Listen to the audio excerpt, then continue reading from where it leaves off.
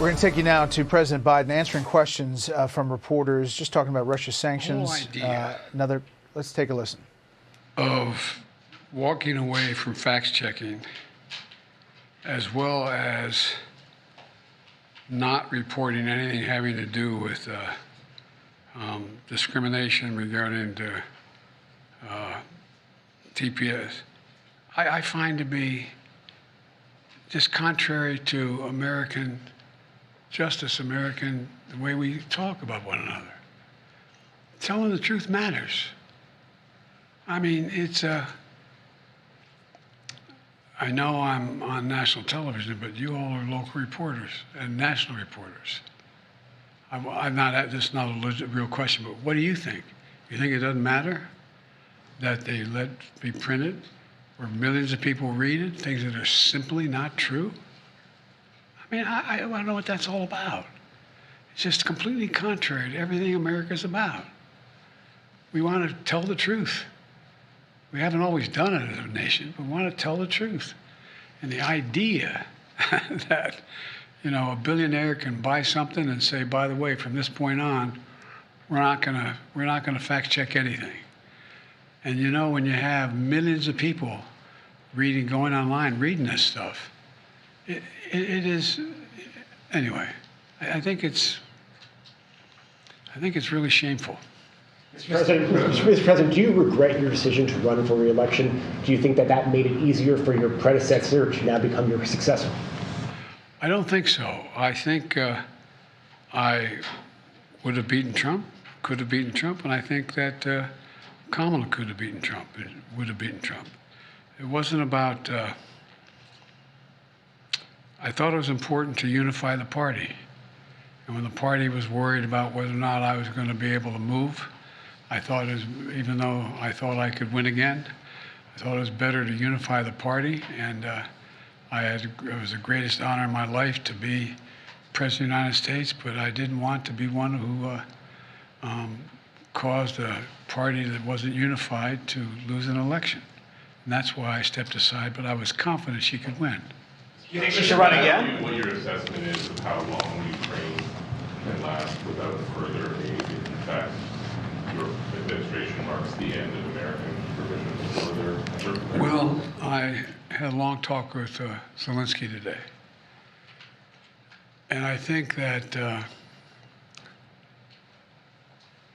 as long as we continue to keep Western Europe united as it relates to Ukraine, that there is a real chance that the Ukrainians can prevail, because the cost to Russia is incredibly high. Over 600-some-thousand dead or wounded. The Koreans they brought in is having high mortality rates as well. And I made it clear that I provided every bit of funding that authority I have as president to be able to do that now. And I know that there are a significant number of Democrats and Republicans on the Hill who think we should continue to support Ukraine.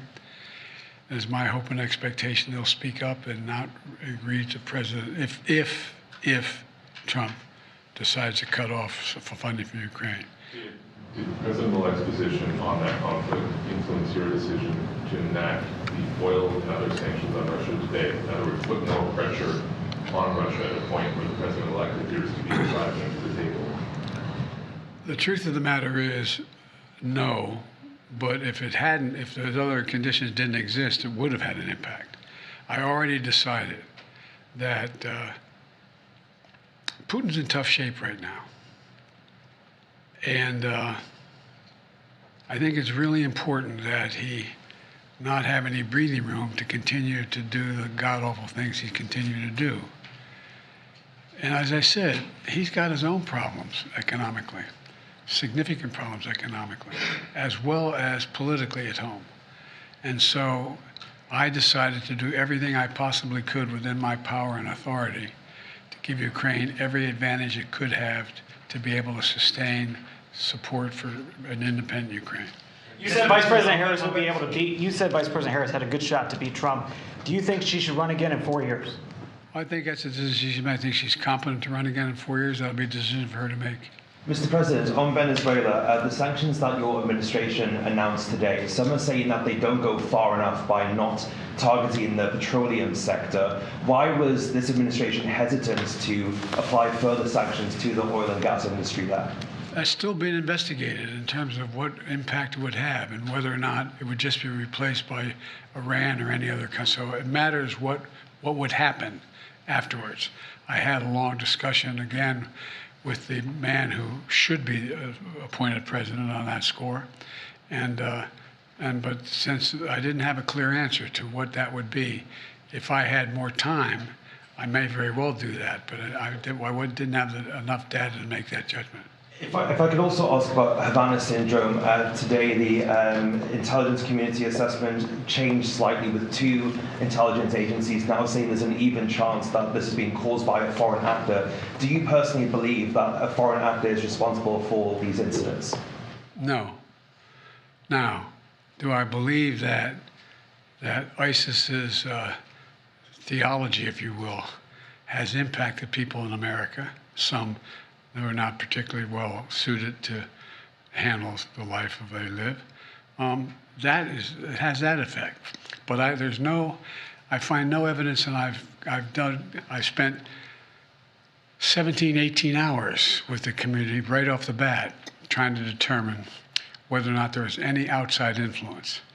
And thus far, we find no connection between an outside player, individual. But that doesn't mean someone reading the malarkey that's going out there isn't influenced by it. Both these men, both in Nevada and in Louisiana, have been men who've had their own problems but not because they've been influenced by a specific individual.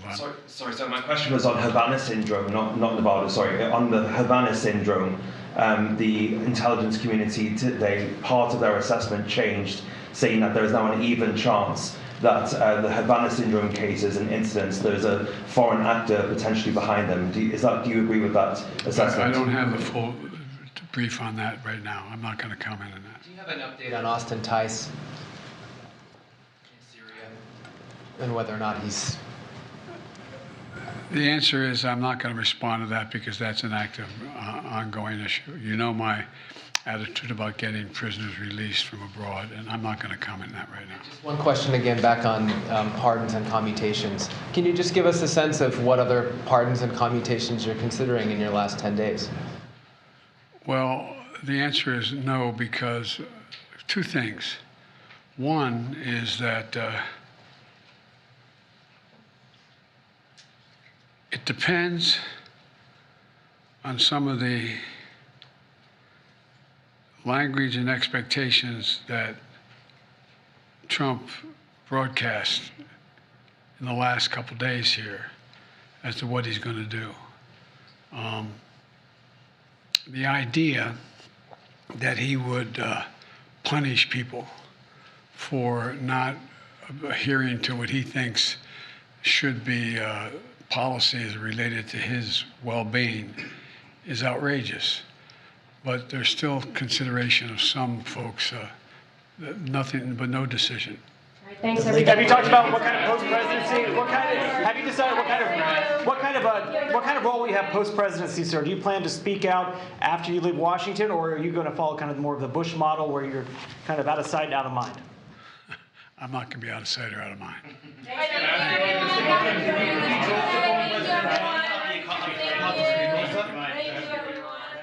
Click here to subscribe to the Fox News YouTube page to catch our hottest interviews and most compelling analysis.